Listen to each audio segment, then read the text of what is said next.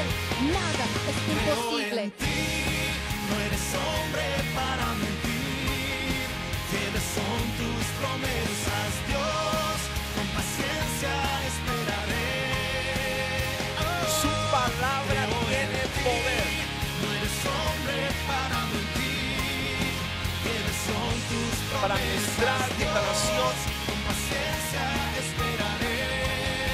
Este es el año de Mario Fred.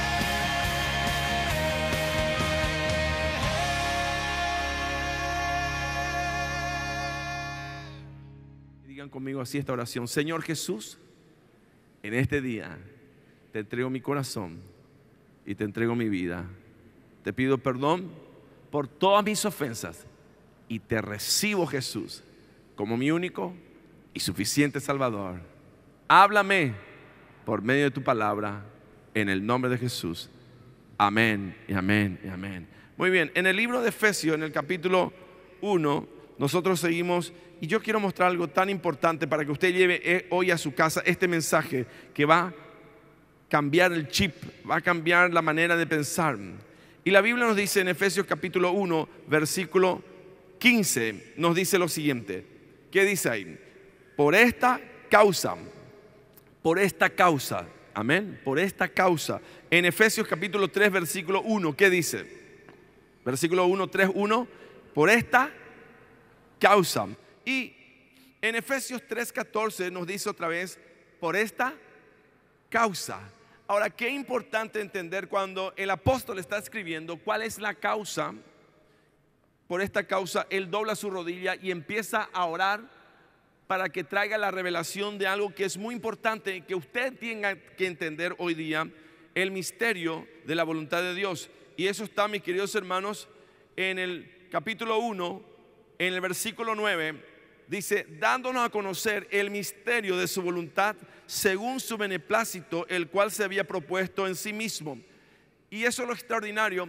Dice la Biblia que Dios se propuso en sí mismo, ¿qué cosa? Revelar el misterio de su voluntad. ¿Y cuál es la voluntad de Dios? La voluntad de Dios es que ninguno se pierda y que todos se arrepientan y procedan al conocimiento de Dios, a la salvación. Porque la salvación está en Dios, no en una religión, no en una filosofía. Mis queridos hermanos, la salvación está en Dios. Decirle a que está al lado, la salvación está en Dios. La salvación está en Jesús. Por eso el apóstol, cuando escribe 3 niveles de revelación que tenemos que ir ascendiendo paulatinamente cuando hacemos el proceso en nuestra vida. Por eso usted tiene que entender que usted tiene que seguir haciendo su proceso hasta llegar al punto donde usted vive en ese nivel que Dios quiere que usted viva. ¿Y cuál es ese punto por esa causa donde el apóstol dobla su rodilla? La Biblia dice en Efesios 3, y yo voy a mostrarle el final de la historia. La voluntad de Dios es esta. Efesios 3, 19 dice, y de conocer, ¿qué cosa? El amor de Cristo, dice. Y conocer el amor de Cristo que excede ¿a qué cosa? A todo conocimiento. Y aquí está el propósito. Digan conmigo, para que seáis llenos de toda la plenitud. ¿De quién?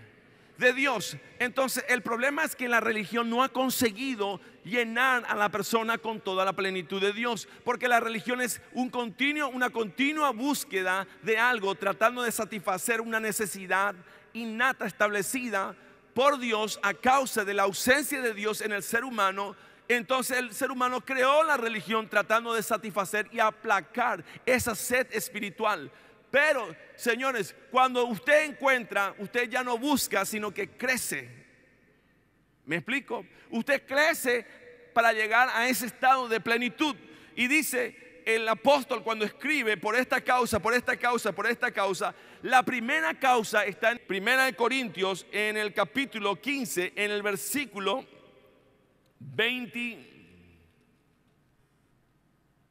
28.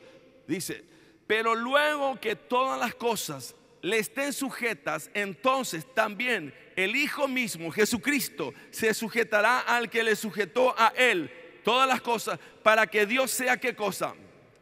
Todo en todos. Entonces espiritualmente nosotros estamos plenos, pero mentalmente nos convertimos y llegamos a esa plenitud a través de la renovación de nuestro entendimiento. Y Santiago 1 nos habla en el versículo 21 y 22 que nosotros tenemos que desechar toda malicia y recibir la palabra implantada, la cual convierte el alma. En Romanos 12:2 habla que usted tiene que aprender a renovar su entendimiento a través del conocimiento de Dios para conocer cuál es la buena, agradable y perfecta voluntad de Dios. Y la perfecta voluntad de Dios está en Efesios 3, donde usted conoce el amor de Dios y usted está lleno de la plenitud de Dios. Ahora, cuando yo estoy lleno de la plenitud de Dios, señores, no hay lugar en mí para que esté una enfermedad, porque la enfermedad y Dios no pueden convivir. La enfermedad es un resultado del pecado, de la caída del hombre. Entonces, cuando estoy lleno de la plenitud, no hay lugar para qué, para que venga la disfunción en mi hogar, en mi familia. La ausencia de Dios en la familia ha generado esta disfunción y este colapso de la estructura, porque no han podido vivir conforme al diseño de Dios, ni han podido entender. ¿Por qué? Porque, señores, Dios no es religión, Dios no es filosofía, Dios no es ideología, Dios es amor. ¿Me explico? Entonces, qué tremendo entender que Dios, el creador del universo, reveló su propósito según un diseño perfecto para restablecer y levantar al ser humano a la posición la cual Dios le ha puesto arriba de los ángeles, para estar en la presencia de Dios. Y eso es importante, aprender a caminar delante de Dios. Entonces, cuando el apóstol escribe en el proceso que él quiere que la iglesia haga para vivir en la plenitud y conocer el amor de Dios, él nos indica que son dos requisitos importantes que usted tiene que tener. Número uno, dice Efesios 1:1, Pablo, apóstol de Jesucristo, por la voluntad de Dios, a los santos y fieles en Cristo Jesús que están en Éfeso.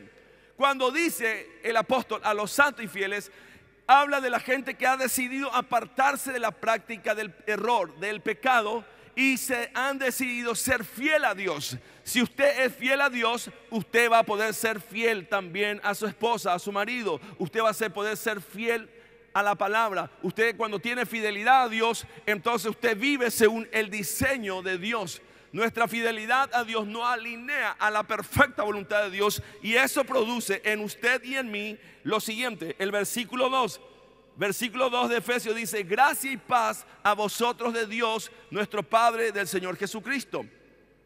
Entonces, cuando yo practico la santidad y me aparto del error y empiezo a ser fiel a Dios según su voluntad, la gracia de Dios activa la paz de Dios. Y la paz de Dios, hemos visto que el cesamiento de toda adversidad y circunstancia que se levanten para destruir mi vida, mi hogar, mi economía, mi familia, porque habla la paz, habla de un estado de cesamiento donde todos tus enemigos que vienen a destruirte se ubican solamente ahora bajo tus pies. ¿Por qué? Porque vos estás sujeto a Cristo y Cristo te sujeta al Padre, y el Padre es todo en todo. Y no hay lugar para el error. Y el error produce horror. Y el horror produce pánico y destrucción.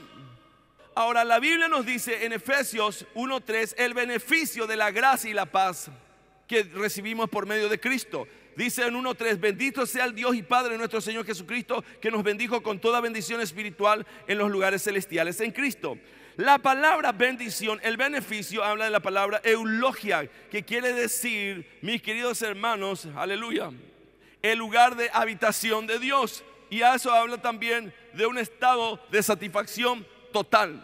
¿Qué quiere decir eso? Usted, cuando entra en la presencia de Dios y entienda que en la atmósfera celestial donde usted se mueve, porque usted ha sido decidido entrar en santidad y la fidelidad a Dios, la gracia le activa la paz, y la atmósfera celestial se empieza a generar alrededor de usted y produce un estado de cesamiento de sus enemigos, y Dios habita en ese lugar. Y como Dios habita, hay plenitud y no hay lugar para que entre la enfermedad, la dolencia, el maligno a destruir tu familia, tu hogar. Y eso produce un estado de satisfacción absoluta. Usted ya no busca, sino que ahora crece en Cristo. Entonces, señores, vemos el beneficio. También vimos la posición que adquirimos cuando venimos a Cristo y recibimos la gracia y la paz de Dios. En Efesios 1:4 nos revela la posición. Nos dice así: según nos escogió en Él antes de la fundación del mundo, para que fuésemos, ¿qué cosa?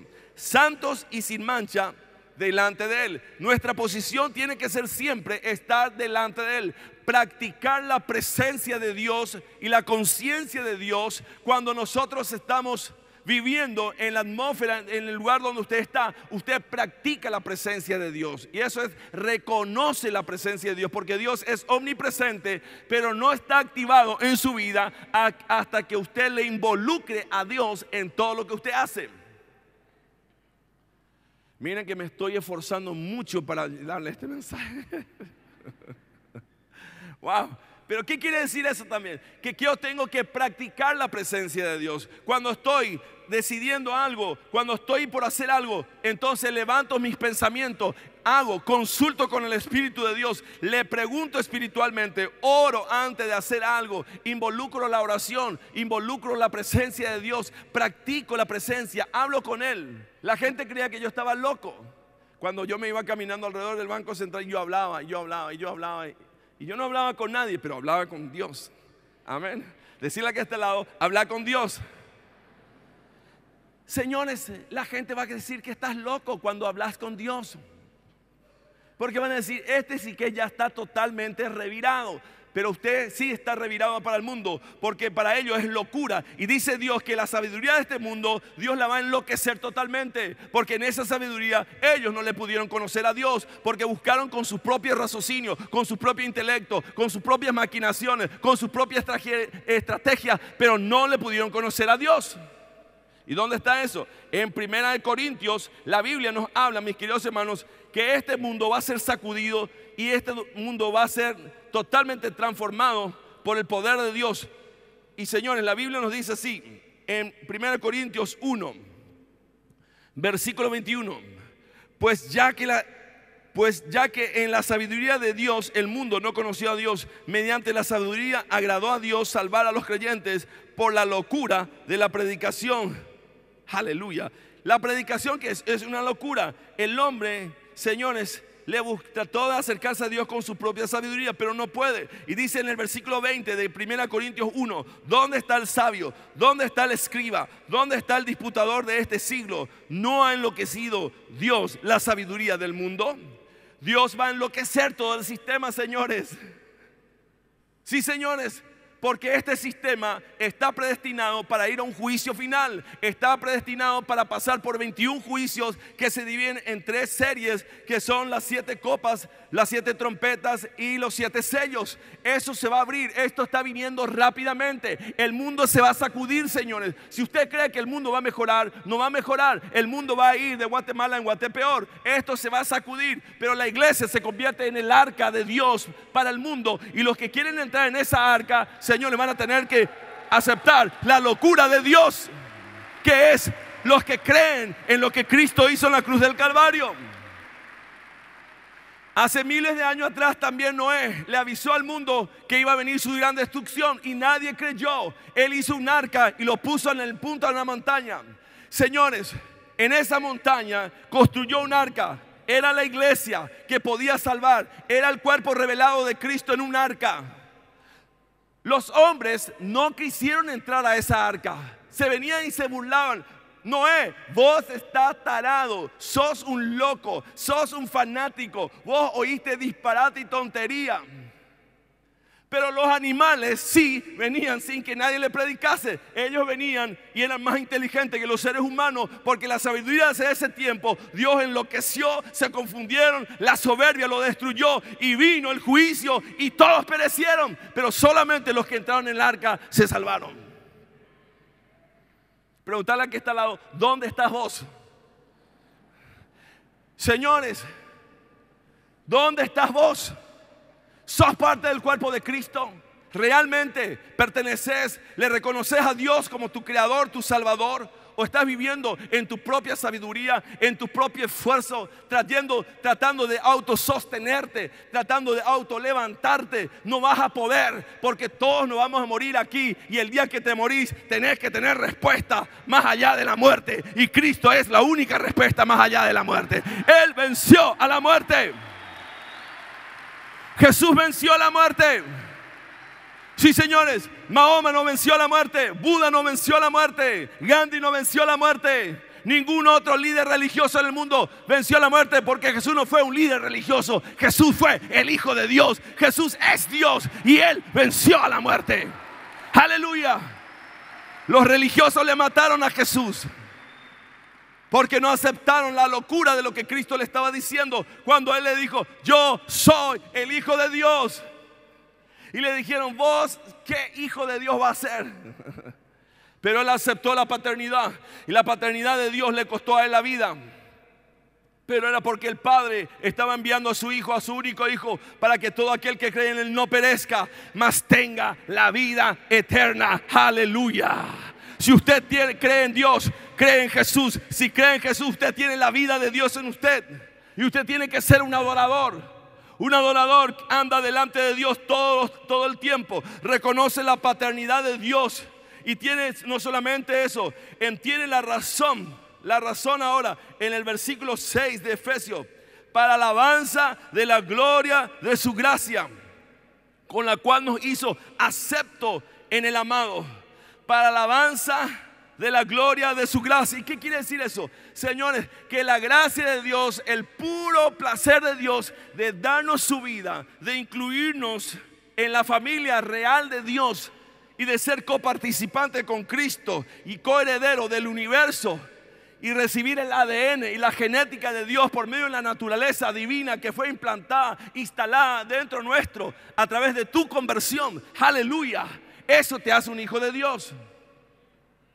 No te hace un hijo de Dios el título arriba que llevas. Si sos centro familiar, si sos protestante, si sos católico, a Dios no le interesa. Todo eso es una basura. ¿Por qué? Porque eso no reconoce la paternidad de Dios. Eso es el invento de los hombres. Los hombres inventaron eso para engañar y tratar de buscar a Dios. Señores, el hombre por su fuerza propia no puede. Dios nos amó primero. Dios nos amó primero. No es porque yo quise buscar a Dios. Usted nunca le quiso buscar a Dios. Dios te buscó y Dios te sigue buscando. Miren la historia. Mire aquí en el libro de los Hechos y usted va a ver que nada de eso existe. Necesitamos, sí, necesitamos un título de alguna manera, porque nos movemos en un sistema de gobierno. Pero señores, eso no es lo más importante en tu vida. Lo más importante es que sos hijo de Dios. Amén. Aleluya. ¿Cuántos hijos de Dios tenemos aquí? Gloria a Dios. Si usted le reconoce a Dios, Dios le va a reconocer a usted. Papá, te reconocemos. Abba, Padre, papito amado, venga a ser tu reino, hágase tu voluntad en el Paraguay como es en el cielo. Aleluya. Libra al Paraguay de todo mal. El Paraguay será libertado de todo mal, señores. Los que intentaron el mal, esos espíritus que se han levantado contra Paraguay de hace 200 años, caen ahora en el nombre de Jesús. Caen, se abren las puertas al mundo, al Paraguay en el nombre de Jesús. Se abre el mercado para la carne, se abre el mercado para los talentos. Y dirán, ¿podrá salir algo bueno del Paraguay? Sí, señores, lo mejor sale del Paraguay en el nombre de Jesús. Aleluya. Tiempo nuevo para el Paraguay. Entonces dice la palabra del Señor, nos están enseñando para ir cerrando en esta noche. El medio que Dios usó para darnos y transferirnos esto, en el versículo 7 de Efesios 1:7 dice: en quien tenemos redención por su sangre, el perdón de pecados según la riqueza de su gracia. Wow, redención quiere decir, ¿saben lo que quiere decir redimir? Comprar algo que se había perdido. Y señores, la humanidad se perdió, pero Dios le compró la humanidad. Y por medio de la fe accedemos ahora a todos los beneficios del reino de Dios. ¿Y la fe qué es? Lo que hemos creído, lo que hemos recibido, lo que nos hemos comprometido. Empezamos a caminar conforme al diseño de su palabra y empezamos a vivir en esa plenitud. Y señores, la palabra de Dios nos dice que ahora nosotros tenemos que hacer un proceso. Ese proceso está en el versículo 13. Dice, en él también vosotros, habiendo oído la palabra de verdad, el evangelio de vuestra salvación, y habiendo creído en él, fuiste sellado con el Espíritu Santo de la promesa. Digan conmigo, yo estoy sellado con el Espíritu Santo de la promesa. Eso es importante. Eso nos da pertenencia. Pertenencia. Cuando yo soy sellado, tengo pertenencia. Dice que el anticristo va a buscar y sellar a la gente que no le tiene a Cristo en el sistema del anticristo. Pero hoy usted ya fue sellado por el Espíritu Santo de la promesa. Aleluya. Le pertenecemos al Señor y Él viene a buscarse a sí mismo. La Biblia dice en Juan 14, 1 y 2 y 3, dice la Biblia así: no se turbe vuestro corazón, creéis en Dios, creed también en mí. 2 dice: en la casa de mi Padre muchas moradas hay, si así no fuera yo lo hubiera dicho. Voy pues a preparar lugar, ¿para quién? Para vosotros. En el 3 dice: y si me fuere y os preparare el lugar, vendré otra vez y os tomaré a mí mismo. Dice, wow. Los que están sellados serán absorbidos cuando Cristo venga a buscar su iglesia. Y Cristo viene muy pronto a buscar su iglesia. Viene a buscar una iglesia sin mancha, sin arruga. Una iglesia poderosa en el medio de las circunstancias adversas y oscuras que se levanta en la tierra. El arca del Señor está abierta ahora para todos aquellos que creen. Pero tenemos que hacer ese proceso para que la plenitud que nosotros vivamos sea como un imán a los demás para que vengan a Cristo. En el 14 dice Efesios 1:14, que es el arras de nuestra herencia hasta la redención de la posesión adquirida para alabanza de su gloria. Hasta la redención de la posesión adquirida. ¿Qué quiere decir eso? Señores, hasta que poseamos toda la plenitud de lo que Dios nos ha dado a nosotros, usted tiene que poseer. ¿Qué fue lo que Dios le reclamó a Israel? Que no entraron a poseer la tierra prometida. ¿Sí o no? Entonces que Dios no te reclame que vos no poseíste todo lo que Dios tiene para vos. Diga conmigo, todo lo que Dios tiene, lo voy a poseer en el nombre de Jesús. Amén y amén. Entonces este proceso, ahora dice, por esta causa, dice el apóstol Pablo, esta es la causa que Dios quiere que la plenitud se revele en la vida de aquellos que han creído. En 1:15 dice, por esta causa yo también, habiendo oído de vuestra fe en el Señor Jesús y de vuestro amor para con todos los santos. Dos ingredientes importantes para activar el proceso, que es, ¿qué cosa? Fe y amor. Dos cosas. ¿Fe qué es? ¿Fe es religión? No, la fe es creer en la palabra y practicar la palabra de Dios, porque la fe viene por el oír y el oír por la palabra de Dios. Entonces la palabra de Dios activada en nosotros hace el proceso de plenitud, y eso, mis queridos hermanos, se desarrolla en una atmósfera de amor. Y él conocía el amor y la fe de los de Éfeso. ¿Y qué hizo Pablo para activar el proceso en la vida de ellos? Dice esto en el 16: no ceso de dar gracias por vosotros, haciendo memoria de vosotros en mis oraciones. Pablo empezó a orar por ellos. ¿Cuál fue la oración de Pablo? Y con esto termino en esta noche. Dice en el versículo 17: para que el Dios de nuestro Señor Jesucristo, el Padre de gloria, os dé espíritu de sabiduría, espíritu de revelación en el conocimiento de Él. Versículo 18: alumbrando los ojos de vuestro entendimiento, para que sepáis cuál, aleluya, es la esperanza a que Él os ha llamado, y cuáles son las riquezas de la gloria de su herencia en los santos. Wow. Eso tenemos que orar. Usted tiene que orar para que se le remueva el velo. ¿Y qué tenemos nosotros? Dice la Biblia en 2 Corintios 3:14. Miren lo que dice 2 Corintios 3:14. Pero el entendimiento de ellos se embotó, porque hasta el día de hoy, cuando leen el antiguo pacto, le queda el mismo velo no descubierto, el cual por Cristo es quitado. El Cristo remueve el velo y usted puede ver y decir: wow, ahora entiendo, ahora sé. Amén. Entonces, alumbrando el ojo de vuestro entendimiento, dice la Biblia también en el libro de Salmos 119, versículo 15, creo que está, vamos a ver si es 15. En tus mandamientos meditaré, no, 18, por favor, 18, Salmo 119, 18. Abre mis ojos y miraré las maravillas de tu ley. Abre mis ojos, Señor, y recibiré la revelación de tu propósito, y viviré en la plenitud. y conoceré tu amor. Amén. Aleluya. También dice en Ezequiel 12:2. Ezequiel 12:2.